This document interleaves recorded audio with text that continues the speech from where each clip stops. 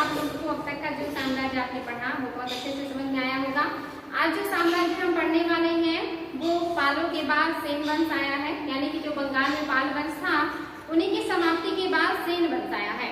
आपने देखा है कि जब भी कोई जो साम्राज्य है उसका पतन होता है तो उसकी जगह पे नया साम्राज्य स्थापित हो जाता है। अगर साम्राज्य बहुत बड़ा है तो उसके समाप्ति के बाद बहुत सारे छोटे छोटे साम्राज्य की स्थापना हो जाती है। तो आपने देखा कि जो गुर्जर प्रतिहार थे उनके समाप्ति के बाद बहुत सारे छोटे छोटे राजपूत जो राजवंश था उनका उदय हुआ था, और आपने वो भी देखा कि कैसे उन राजवंशों को धीरे धीरे करके जो सल्तनत काल के राजा है उन्होंने समाप्त करके उनके साम्राज्य को सल्तनत काल में मिला दिया था। इसी क्रम में हम देख रहे हैं कि जो पाल साम्राज्य है उसको समाप्त करके वहाँ पे सेन वंश आ गया है। नीचे के क्षेत्र में जब हम जाएंगे वहाँ पे देखेंगे कि राष्ट्रकूटों की जगह पे फिर से कल्याणी के चालुक्य आ गए हैं और उनके नीचे के क्षेत्र में चोल आ गए हैं, उनको हम पढ़ेंगे आगे। और आज फिलहाल हम क्या पढ़ने वाले हैं, तो हम सेन वंश को पढ़ने वाले हैं। तो चलिए बच्चों शुरुआत करेंगे सेन वंश का। पाल वंश के विघटन के बाद बंगाल में सेन वंश का संस्थापक वीरसेन जो है थे, इन्होंने ही सेन वंश की स्थापना की है। जो पश्चिमी आंध्र प्रदेश के निवासी थे, यानी कि पश्चिमी आंध्र प्रदेश का जो क्षेत्र है यहाँ के निवासी थे या यहाँ के शासकों के अंदर ये वर्क कर रहे थे, लेकिन बाद में ये लोग ऊपर बंगाल के क्षेत्र में आ जाते हैं और पालों के अधीन काम करने लगते हैं। लेकिन जैसे ही पाल साम्राज्य की समाप्ति होती है तो ये जो है सेन वंश की स्थापना करके वहाँ के शासक बन जाते हैं। इम्पोर्टेंट है बच्चों, बंगाल के पालों के शासकों के अधीन कार्य कर रहे थे। इस वंश का शासक सामंत सेन जो कि बहुत ही महत्वपूर्ण शासक है वो था, यानी कि सेन वंश का जो महत्वपूर्ण शासक है वो सामंत सेन है। अगला राजा विजय सेन था जिसने पश्चिम बंगाल में विजयपुर नगर की नींव डाली थी, यानी कि जो पश्चिम बंगाल क्षेत्र है वहां पर विजय सेन ने विजयनगर की नींव डाली थी, जो कि आगे के क्रम में महत्वपूर्ण राजा है। आगे देखेंगे बच्चों, ये है बल्लाल सेन और इम्पोर्टेंट है, इनका जो शासनकाल है आप देख रहे हैं 1059 ईस्वी है। बल्लाल सेन जब राजा बनते हैं उस समय 1059 ईस्वी था। इसने पाल वंश को समाप्त कर गौडेश्वर की उपाधि धारण की थी, यानी कि जो बल्लाल सेन है इन्होंने पाल वंश को पूरी तरह से समाप्त कर दिया था और इस उपलक्ष्य में इन्होंने गौडेश्वर की उपाधि धारण की थी। तो वेरी वेरी इंपॉर्टेंट है बच्चों। इसके अलावा इन्होंने और भी बहुत सारी उपाधियां धारण की थी, वो मैंने आप लोगों को बता रही हूँ, क्योंकि सारे राजा कुछ न कुछ उपाधियां धारण कर रहे हैं और हर किसी की उपाधि को याद करना जरूरी नहीं है, कुछ उपाधियों को ही याद करना होगा आपको। जैसे आपने चंद्रगुप्त द्वितीय की जो उपाधि है, प्रथम की, कुमारगुप्त की, समुद्रगुप्त की, इनकी उपाधियां एग्जाम में पूछी जाती हैं, तो उनको आप लोग जरूर देख लीजिएगा। तो यहाँ पे आप देखेंगे कि इसने कुलीन प्रथा की शुरुआत की तथा कन्नौज से कई ब्राह्मण कुलों को बुलाकर बंगाल में बसाया, यानी कि जो ये बल्लाल सेन है ये कुलीन प्रथा का शुरुआत करते हैं, यानी कि ये चाहते हैं कि साम्राज्य में ज्यादातर जो जनता हो वो कुलीन हो, सभ्य हो, या एक तरीके से कि उच्च वर्ग का हो। तो इन्होंने बहुत सारे ब्राह्मणों को बुला करके बंगाल में बसाया भी था। आज भी आप देखेंगे पश्चिम बंगाल में बहुत ज्यादा ब्राह्मण हैं जो कि मछली वगैरह का भी सेवन करते हैं, या वहाँ के ब्राह्मणों के भोजन में महत्वपूर्ण स्थान रखता है मछली। तो इन्होंने क्या किया है, ये ब्राह्मणों को बुलाते हैं, बंगाल में बसाते हैं जो कि कन्नौज में थे।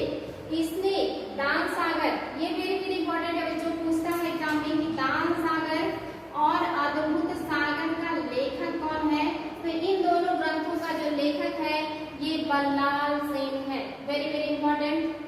और ये जो है एक शैव मतानुयायी है, यानी कि ये शैव धर्म को मानने वाले हैं।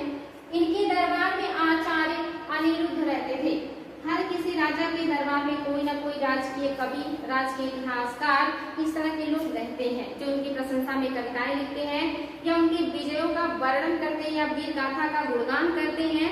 तो इनके जो दरबार में आचार्य हैं वो अनिरुद्ध हैं। आगे है बच्चों लक्ष्मण सेन, इनका जो कार्यकाल है 1178 से 1185 ईस्वी है। इसने लक्ष्मण सेन संवत चलाया था। एग्जाम में आया है कि सेन वंश का कौन सा शासक है जिसने संवत चलाया था, ये लक्ष्मण सेन है जिन्होंने संवत चलाया है। यह साम्राज्यवादी शासक था। इसने गौड़ आप जानते हैं बंगाल के ही क्षेत्र में गौड़ वंश में था, कामरूप असम के क्षेत्र को, काशी वर्तमान का बनारस का क्षेत्र, कलिंग उड़ीसा के क्षेत्र को जीता, यानी कि लक्ष्मण सेन ने काफी साम्राज्य विस्तार कर लिया और इतने सारे क्षेत्रों को जीत करके बंगाल प्रांत में या सेन प्रांत में मिलाया था। इसने अद्भुत सागर जो कि इनके पिता ने लिखा था उसको पूरा किया था। इंपॉर्टेंट है जो इसके दरबारी कवि श्रीधर दास थे। श्रीधर दास जो इनके दरबारी कवि हैं। इसके साथ ही गीत गोविंद के लेखक, एग्जाम में क्वेश्चन आया कि गीत गोविंद के लेखक इसके दरबार में थे, तो लक्ष्मण सेन के दरबार में थे। उन्होंने कौन सी पुस्तक लिखी है, मतलब ये किसने लिखी है, तो जयदेव, यानी कि जयदेव जो है ये गीत गोविंद के लेखक हैं और ये किसके दरबार में है, लक्ष्मण सेन के दरबार में है। वेरी वेरी इंपॉर्टेंट है। इसके अलावा पवन दूत के लेखक धोई, यानी कि पवन दूत के लेखक जो है धोई, वो भी लक्ष्मण सेन के दरबार में है। इसके अलावा ब्राह्मण सर्वस्व के लेखक हलायुध का निवास भी इन्हीं के साम्राज्य में है। ये वैष्णव अनुयायी है, यानी कि ये जो लक्ष्मण सेन है ये वैष्णव अनुयायी है और इनके दरबार में आप देखेंगे जयदेव, धोई और हलायुध का निवास है। इसके अलावा श्रीधर दास भी इनके दरबार में, यानी कि इन्होंने बहुत सारे कवियों को या बहुत सारे विद्वानों को संरक्षण दे रखा है। काफी महत्वपूर्ण राजा हैं और इन्होंने संवत भी चलाया है। इंपॉर्टेंट है। इसके बाद सेन वंश में बहुत महत्वपूर्ण राजा नहीं होते हैं, जहाँ से एग्जाम में क्वेश्चन बनता है और बाकी जो है वो इम्पोर्टेंट नहीं है, इसलिए हम उसे डिस्कस नहीं कर रहे हैं। तो सेन वंश याद रखेंगे बच्चों। पाल वंश के बाद जो सेन वंश है, इसके जो संस्थापक है ये आंध्र प्रदेश के निवासी थे, आंध्र क्षेत्र में रहते थे। पाल शासकों के अधीन शासन कर रहे थे या काम कर रहे थे उनके लिए। लेकिन जैसे ही पाल साम्राज्य कमजोर होता है, पतन की तरफ अग्रसर होता है, तो ये लोग जो है अपने आप को स्वतंत्र करके सेन वंश की स्थापना कर देते हैं। जिनमें महत्वपूर्ण जो राजा हैं ये लक्ष्मण सेन है और बल्लाल सेन है। इन्हीं के बारे में ज्यादा एग्जाम में आता है। अब जब ये लोग शासन कर रहे थे या जब ये पतन की तरफ जा रहे थे, तो उस समय और क्या हो रहा था, भारत में कौन सी घटनाएं घट रही थी, तो उसी समय आप देखेंगे जो महमूद गजनवी हैं, इनका आक्रमण भारत पर शुरू हो गया था, जो कि उत्तर पश्चिम के क्षेत्रों से आक्रमण करते हैं और पहले टारगेट उत्तर पश्चिम के क्षेत्रों को ही बनाते हैं। इनको भी देख लेते हैं। विदेशी आक्रमण ये आता है एग्जाम में बच्चों, याद रखिएगा 712। ये डेट आप लोगों को याद होना चाहिए कि जो मोहम्मद बिन कासिम है, इन्होंने कब आक्रमण किया था सिंध पर, तो 712 में। या पहला जो अरब आक्रमण हुआ था वो कब हुआ था, तो 712 में। दोनों क्वेश्चन एक ही है, यानी कि डेट एक ही है 712 में। चाहे प्रथम अरब आक्रमणकारी कहें या मोहम्मद बिन कासिम कहें, 712 में इन्होंने सिंध प्रांत पर आक्रमण किया था। ये प्रथम आक्रमण था अरबों का। कारण क्या था आक्रमण करने का, तो ऐसा माना जाता है कि जो बगदाद के खलीफा हैं उनके लिए श्रीलंका से कीमती वस्तुएं और खूबसूरत लड़कियों को नाव में या जहाज में रख करके ले जाया जा रहा था गजनी साम्राज्य के लिए। लेकिन ये जहाज जब गुजरात के बंदरगाह से, देवल बंदरगाह से गुजरता है, तो वहाँ के जो लुटेरे थे, जो डाकू थे, शुरुआत से ही समुद्री डाकुओं का प्रभुत्व रहा है, आज भी है ये लोग। तो ये लोग उस नाव को लूट लेते हैं और कब्जा कर लेते हैं। इस बात से जो खलीफा है बहुत नाराज होते हैं और वो संदेशा भिजवाते हैं सिंध के शासक दाहिर के पास। वहाँ के राजा दाहिर थे और उनसे कहते हैं कि आप उन डाकुओं से हमारा जो लूटा हुआ धन है उसे वापस कराइए और उन डाकुओं को दंडित कीजिए, क्योंकि जो देवल बंदरगाह था वो दाहिर के साम्राज्य में आता था। लेकिन जो दाहिर थे, जो राजा थे भारत के, उन्होंने इसको बहुत सीरियसली नहीं लिया और इग्नोर किया और उन्होंने ये कह दिया कि वो उसमें हमारा कोई कंट्रोल नहीं है, यानी कि डाकुओं के ऊपर हमारा कंट्रोल नहीं है, इसलिए हम उसके लिए कोई हर्जाना नहीं देंगे। इस बात से खलीफा बहुत नाराज हो जाते हैं और उन्होंने 2 सेनापतियों को भेजा इनके ऊपर आक्रमण करने के लिए या इन्हें दंडित करने के लिए। उन दोनों सेनापतियों का जो दाहिर है ये हत्या कर देते या मार देते हैं। उसके बाद जो मीर कासिम है, ये तीसरे सेनापति हैं जिन्हें खलीफा ने अपना प्रतिनिधि या सेनापति बना करके भेजा था दाहिर को दंडित करने के लिए, क्योंकि उन्होंने खलीफा की बातों की अवहेलना की थी। ये जो मीर कासिम है ये आते हैं, आक्रमण करते हैं और यहाँ पर जो दाहिर है ये हार जाते हैं और इनका बहुत सारा क्षेत्र जो है मीर कासिम अपने कंट्रोल में कर लेते हैं। उनकी राजधानी को भी अपने हाथ में ले लेते हैं। यहाँ तक इनकी मृत्यु के बाद उनकी पत्नी ने भी युद्ध किया या सैनिकों का नेतृत्व किया, लेकिन वो भी हार गई और सारे साम्राज्य पर जो मोहम्मद बिन कासिम है उनका अधिकार हो जाता है। लेकिन जो मोहम्मद कासिम है वो दक्षिण की तरफ नहीं बढ़ पाए थे, क्योंकि दक्षिण में चालुक्य और राजपूत जैसे उस समय शक्तिशाली राजवंश थे, तो ये ऊपर के क्षेत्रों को ही विजित किए।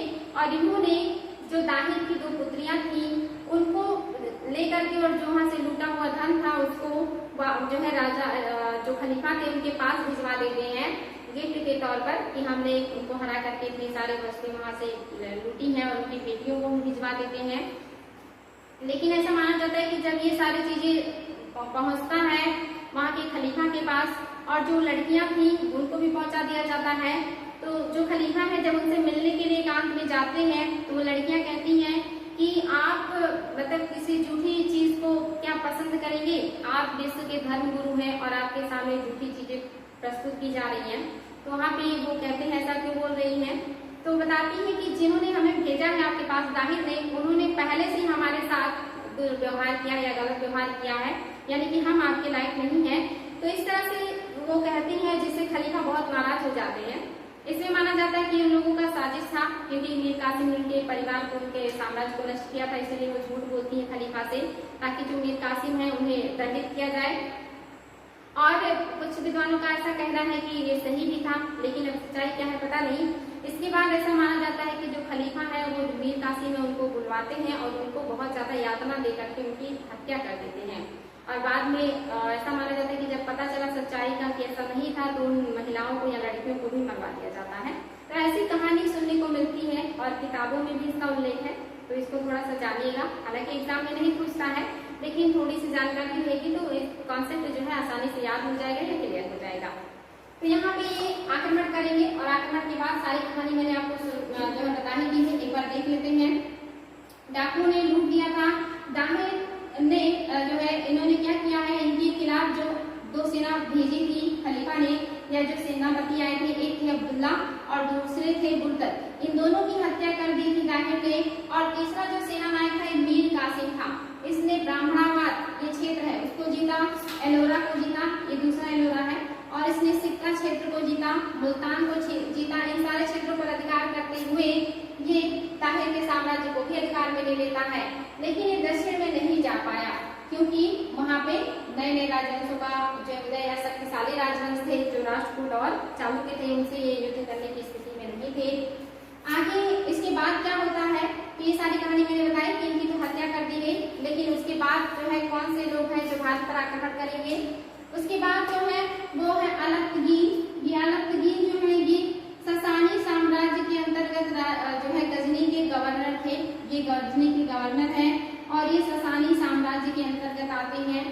इन्होंने व्यवहारिक रूप से अपने को स्वतंत्र किया, यानी कि व्यवहारिक रूप में इन्होंने अपने आप को स्वतंत्र कर लिया। उसके बाद क्या किया है, इनका जो उत्तराधिकारी है वो सुबुक्तगीन हुआ, यानी कि इन्होंने अपने आप को स्वतंत्र किया और थोड़ी बहुत अपने साम्राज्य का विस्तार किया। लेकिन इनके मरने के बाद इनका जो उत्तराधिकारी था वो सुबुक्तगीन हुआ। इम्पोर्टेंट है, ये पूछता है कि गजनी साम्राज्य में जो है सासनी वंश का या साम्राज्य की स्थापना किसने की, तो अलतगीन ने की थी। उसका उत्तराधिकारी कौन था, तो सुबुक्तगीन था। और इसलिए भी इम्पोर्टेंट है कि इसने भारत के कुछ क्षेत्रों को जीता था। इसी के काल में जयपाल ने गजनी पर आक्रमण किया था। ये जयपाल है जो उत्तर पश्चिम क्षेत्र के राजा हैं और इन्होंने गजनी पर आक्रमण कर दिया था, लेकिन ये सफल नहीं हो पाए थे, परंतु असफल रहे। ये सुबुक्तगीन प्रथम तुर्क आक्रमणकारी था, यानी कि इसके पहले जो प्रथम अरब आक्रमणकारी थे वो आपने देखा मीर कासिम है, और ये जो है ये तुर्क आक्रमणकारी है जो पहले थे, यानी कि पहला अरब आक्रमणकारी पूछे तो मीर कासिम 712, और अगर पहला तुर्क आक्रमणकारी पूछे तो ये सुबुक्तगीन है। लेकिन इनके जो इस वंश के संस्थापक कौन है, तो अलतगीन है। इन्होंने क्या किया है, आक्रमण किया और इसने क्या किया, भारत के कुछ प्रदेशों पर हमला किया। इसका जो उत्तराधिकारी था वो महमूद गजनी था। इनके बारे में तो आपने बहुत ही सुन रखा है। ये अलतगीन के बाद आप देख रहे हैं सुबुक्तगीन उनका उत्तराधिकारी, सुबुक्तगीन के बाद जो उत्तराधिकारी बन रहे वो महमूद गजनवी बन रहे हैं। और इनका जो शासनकाल है 998 से लेकर के 1030 तक है, लगभग 32 सालों का इनका कार्यकाल है, 32-33 साल का। महमूद का प्रथम आक्रमण जो हुआ था वो जयपाल पर हुआ था। वही जयपाल है जिन्होंने पहली बार गजनी पर आक्रमण किया, लेकिन असफल रहे। इन्हीं के ऊपर सबसे पहले महमूद गजनवी ने आक्रमण किया और यह आक्रमण 1000 ईस्वी में हुआ। जयपाल जो है वो पराजित हो गए। इसके बाद जो महमूद के आक्रमण है वो कहाँ कहाँ हुए हैं, तो हिंदू शाही वंश पर हुआ है 1001 में, 1018 में और 1021 में। यानी कि इस राजवंश पर जो महमूद गजनवी है इन्होंने 3 बार आक्रमण किया है हिंदू शाही वंश पर, 1001 में, 1018 में और 1021 में। और ये क्या है, मुल्तान के शासक दाऊद थे उस समय यहाँ के शासक, यानी कि हिंदू शाही शासक जो थे वो दाऊद थे जिनके ऊपर इन्होंने आक्रमण किया। नहीं सॉरी बच्चों, यहीं तक है। ये जो है यानी कि हिंदू शाही जो राजवंश है इस पर इन्होंने 3 बार आक्रमण किया है। ये मुल्तान है, मुल्तान में जो शासन कर रहे हैं वो दाऊद है और इनके ऊपर जो आक्रमण किया है ये भी 1000 में किया गया है। यानी कि लगभग आप देखेंगे कि जो पहला आक्रमण है वो मुल्तान के शासक दाऊद के खिलाफ 1000 में हुआ है और दूसरा जो आक्रमण है हिंदू शाही राजवंश के खिलाफ हुआ है 1001 में, 1018 और 1021 में। आगे है भटिंडा, ये भी इम्पोर्टेंट है। भटिंडा यहाँ 1003 में इन्होंने आक्रमण किया है। इसके बाद आप देखेंगे नारायणपुर पर इन्होंने 1009 में आक्रमण किया है। थानेसर पर इन्होंने 1014 में आक्रमण किया और कन्नौज पर इन्होंने 1018 में आक्रमण करके वहां के क्षेत्र को अपने अधीन कर लिया। मथुरा में इन्होंने 1019 में आक्रमण किया है और 1019 में ही इन्होंने सोमनाथ पर आक्रमण किया था और 1022 में भी इन्होंने 1019 और 1022 में इन्होंने खजुराहो के मंदिर या खजुराहो पर या चंदेल राजवंश पर भी आक्रमण किया था और खजुराहो के मंदिर को लूटा था। तो इम्पोर्टेंट है कि 1019 मथुरा भी है और 1019 में खजुराहो भी है और 1022 में भी खजुराहो पे आक्रमण किए थे। इसके अलावा इन्होंने सबसे ज्यादा जो इम्पोर्टेंट है जो एग्जाम में ज्यादा आता है, सोमनाथ मंदिर का जो है लूट किया था 1025 में हुआ था। ये एग्जाम में बहुत ज्यादा आता है। सन 1025 में जो महमूद गजनवी है इन्होंने किस साम्राज्य किया, किस मंदिर पे आक्रमण किया था, तो सोमनाथ मंदिर पर। सोमनाथ मंदिर कहाँ पे है, गुजरात में है और उस समय वहाँ पे चालुक्य राजवंश का शासन था जो कि गुजरात की शाखा थी चालुक्य वंशों की और वहाँ पे जो राजा थे वो भीम प्रथम थे। उन्हीं के शासनकाल में इन्होंने आक्रमण किया और सोमनाथ मंदिर की अथाह संपत्ति को इन्होंने लूटा और लूटने के बाद उस मंदिर को तोड़ दिया और तोड़ के ये वापस जा रहे थे तो राष्ट्र के जाटों ने इनके ऊपर हमला करके कुछ धन इनसे छीन लिया था। लेकिन इनके पास इतनी संपत्ति थी कि लड़ाई में नहीं उलझे और चले गए गजनी और वहां जाने के बाद ऐसा माना जाता है इनके पास इतना पैसा था कि इन्होंने अपनी राजधानी भी बनाई और वहां की जनता का जो टैक्स है वो भी 2-3 सालों के लिए माफ कर दिया, टैक्स फ्री कर दिया। उसके बाद आप देखेंगे 1025 के बाद 2 साल बाद 1027 में इनका आखिरी बार आक्रमण हुआ भारत पर और ये आक्रमण उन्हीं जाटों के विरुद्ध था जिन्होंने सोमनाथ मंदिर लूटकर जाते हुए रास्ते में इनके ऊपर आक्रमण करके कुछ धन को इनसे छीन लिया था। तो इम्पोर्टेंट बच्चों सबसे इम्पोर्टेंट इनका जो है आक्रमण वो 1025 का ही है सोमनाथ मंदिर वाला और जाटों के विरुद्ध 1027 में अंतिम आक्रमण था इनका भारत पर। एग्जाम में आया है कि अंतिम आक्रमण कब हुआ, 1027 में किसके विरुद्ध हुआ, तो ये जाटों के विरुद्ध हुआ था। इसीलिए वेरी वेरी इंपॉर्टेंट है। महमूद के दरबार में फिरदौसी, ये भी इम्पोर्टेंट है, एग्जाम में आता है कि किसके दरबार में फिरदौसी का निवास था, तो यही महमूद गजनवी के दरबार में ही फिरदौसी का निवास था। और इन्होंने क्या लिखा है, इन्होंने शाहनामा पुस्तक लिखा है। वेरी वेरी इंपॉर्टेंट बच्चों, शाहनामा पुस्तक जो है ये फिरदौसी का है। इसके बाद आप देखेंगे कि इन्हीं के दरबारी इतिहासकार रुतबी हैं। ये एग्जाम में आया है कि किसके दरबारी इतिहासकार रुतबी थे, तो महमूद गजनवी के दरबारी इतिहासकार रुतबी थे। इसके अलावा भारत के अभियान के समय इनके साथ भारत में अल बरूनी भी आए थे। ये भी मोस्ट इम्पोर्टेंट क्वेश्चन है, आयोग के पसंदीदा क्वेश्चन है ये कि अल बरूनी किसके साथ आए थे, तो महमूद गजनवी के साथ भारत आए थे। इन्होंने पुस्तक लिखी है किताबुल हिंद, वेरी वेरी इंपॉर्टेंट है, किताबुल हिंद बिल्कुल याद होना चाहिए। और ये ऐसे शख्स हैं जिन्होंने भारत में पुराणों का अध्ययन किया और इसके अलावा दर्शन शास्त्र का और भी जो है सब्जेक्ट का अध्ययन किया और इन्हें बहुत सारे सब्जेक्ट का ज्ञान था। ऐसा भी एग्जाम में पूछा जाता है कि कौन सा वो मुस्लिम शासक था जिसने पुराणों का अध्ययन किया था, तो ये अल बरूनी ही है जिन्होंने पुराणों का अध्ययन किया था। तो वेरी वेरी इंपॉर्टेंट है बच्चों। और ये महमूद गजनवी के साथ क्यों आए थे, क्योंकि गजनवी चाहते थे कि जहाँ पे वो आक्रमण कर रहे हैं वहाँ के लोगों के सामाजिक, आर्थिक या सांस्कृतिक जीवन के बारे में पता चले, तो ये उनके साथ आते हैं। वो वापस लौट जाते हैं लेकिन ये काफी समय तक भारत में रह करके यहाँ के सामाजिक और आर्थिक राजनीतिक जीवन का अध्ययन करते हैं और उसका बहुत ही जीवंत जो विवरण है इन्होंने अपनी पुस्तक में किया है। तो इम्पोर्टेंट है बच्चों। आगे है जो है महमूद जो गजनवी है, इन्होंने अपने आप को क्या किया, उपाधि ली है बुत्सकिन का, यानी कि बुत्सकिन का मतलब होता है मूर्ति भंजक। एग्जाम में आया कि बुत्सकिन का जो उपाधि किसने लिया है, तो महमूद गजनवी ने लिया है। इसका मतलब क्या होता है, तो मूर्ति भंजक होता है। इसे मुस्लिम विश्व का प्रथम वैधानिक शासक माना गया था, यानी कि इसके पहले आप देखेंगे सुबुक्तगीन और अलतगीन शासक तो बन गए थे, लेकिन खलीफा से परमिशन नहीं मिला था या इन्होंने अपने आप को वैधानिक रूप से सम्राट नहीं घोषित किया था, लेकिन महमूद गजनवी ने अपने आप को वैधानिक रूप से सम्राट घोषित किया था। इंपॉर्टेंट है बच्चों, विश्व का पहला वैधानिक सम्राट कौन है, मुस्लिम सम्राट, तो महमूद गजनवी है। इनके सिक्के के पृष्ठभाग पर, ये भी वेरी वेरी इंपॉर्टेंट है, एग्जाम में बहुत आता है, कलमा का संस्कृत अनुवाद है। तो एग्जाम में आया है कि किसके जो है सिक्कों पर संस्कृत में श्लोक लिखे हुए हैं, तो ये महमूद गजनवी है, या कि कहिए कि कलमा का संस्कृत अनुवाद है, तो महमूद गजनवी के ही सिक्कों पर कलमा का अनुवाद है। तो वेरी वेरी इंपॉर्टेंट है बच्चों, इसको ध्यान देंगे। इसके अलावा देखेंगे मोहम्मद गौरी आएंगे तो उनके सिक्कों पर लक्ष्मी बनी हुई है, और जब अकबर आएंगे तो उनके सिक्कों पर सीताराम का चित्र बना हुआ है, ऐसा आपको देखने को मिलेगा। अब आगे बढ़ेंगे बच्चों, कुछ स्थापत्य कला है उस समय के, जो आप देखेंगे जो शासक है दक्षिण के, उन्होंने इस तरह की चीजों का विकास किया है, इसको भी देख लेते हैं, एग्जाम में आता है। तो स्थापत्य में हम मंदिर स्थापत्य को देखने वाले हैं। इसकी 3 शैलियां हैं, यानी कि आप देखेंगे पहला है नागर शैली। इसका जो क्षेत्र विस्तार है ये हिमालय से विंध्याचल पर्वत का है, यानी कि नागर शैली जो है ये नॉर्थ में है, नॉर्थ में उत्तर में है, और इसका जो विस्तार है ये हिमालय से लेकर के विंध्य के क्षेत्र में, यानी कि विंध्याचल पर्वत तक है।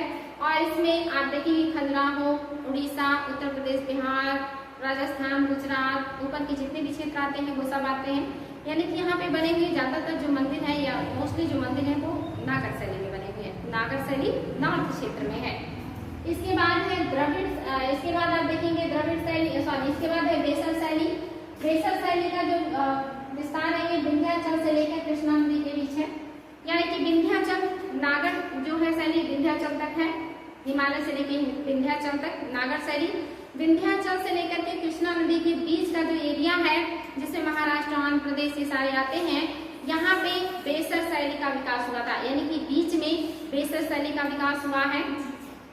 इसके अलावा आप देखेंगे द्रविड़ शैली। द्रविड़ शैली का जो विकास है कृष्णा नदी से लेकर के कुमारी अंतरिक्ष, यानी कि कन्याकुमारी तक हुआ है। ये भी इंपॉर्टेंट है बच्चों, एरिया पता होना चाहिए, एग्जाम में आता है कि कहाँ से कहाँ तक जो है नागर शैली का विस्तार था, या बेसर का या द्रविड़ का।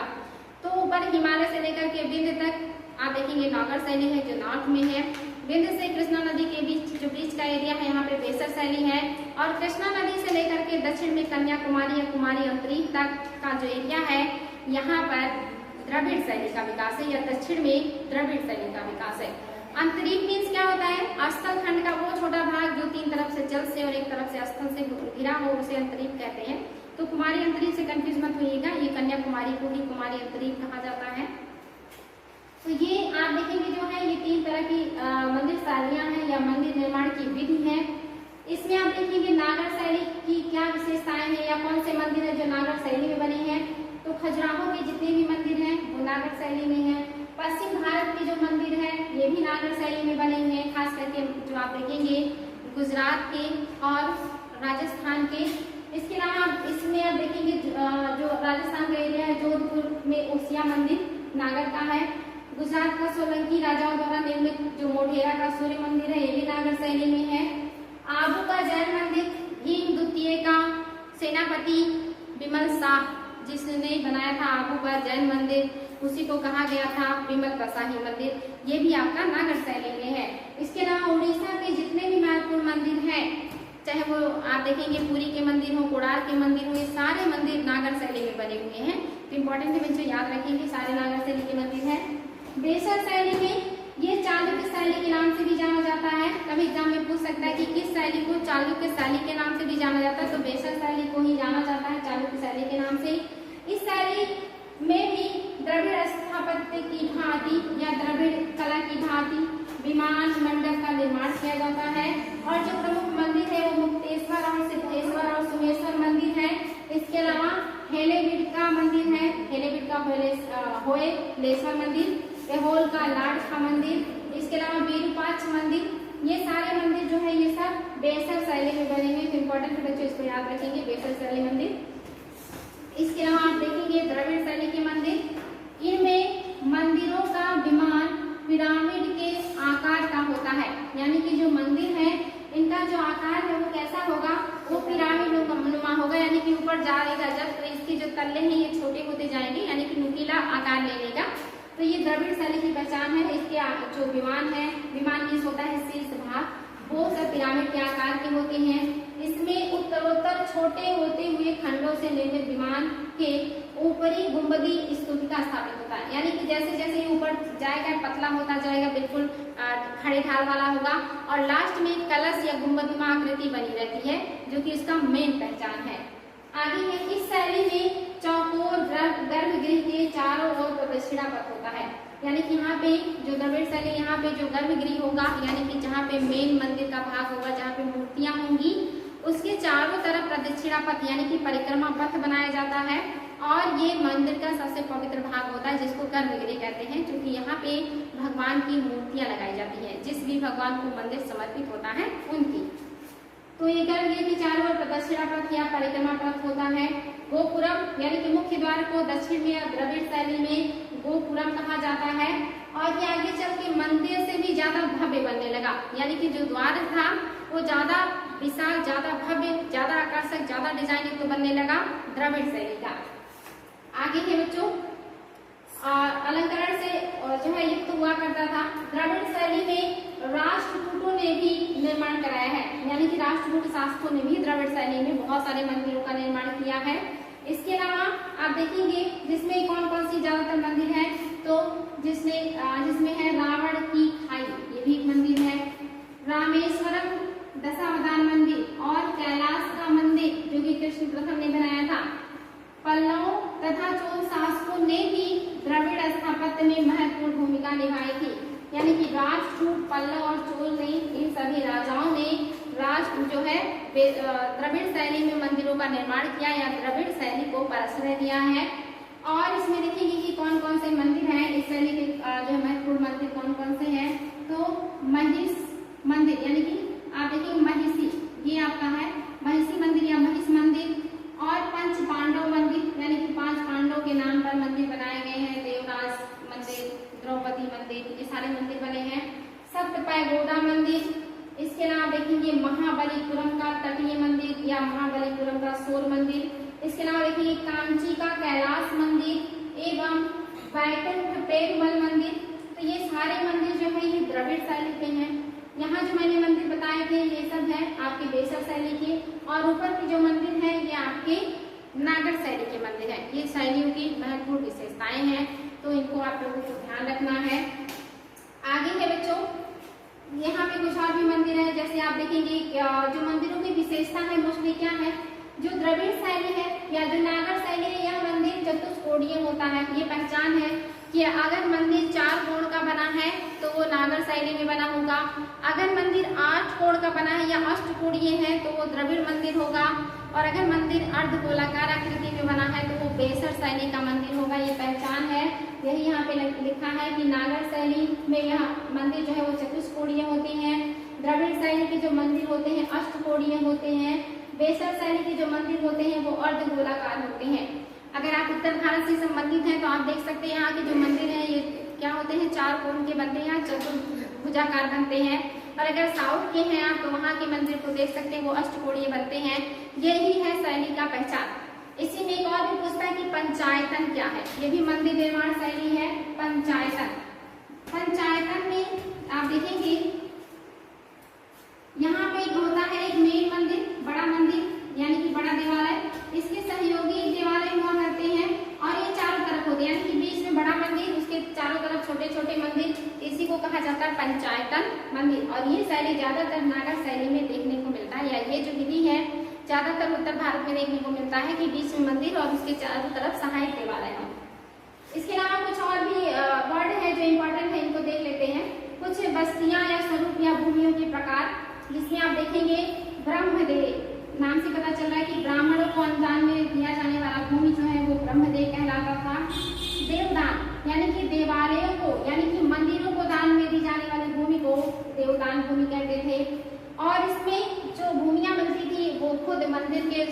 पुजारी उसका यूज नहीं करते थे, बल्कि वो क्या करते थे, वो गैर ब्राह्मण लोगों को दे देते थे उस जमीन पे काम करने के लिए, और उससे जो भी उत्पादन होता था उसका हिस्सा वो लेते थे बदले में। तो इम्पोर्टेंट है बच्चों, आप लोगों को याद हो जाएगा आज के बाद, आई होप प्रॉब्लम नहीं होगा।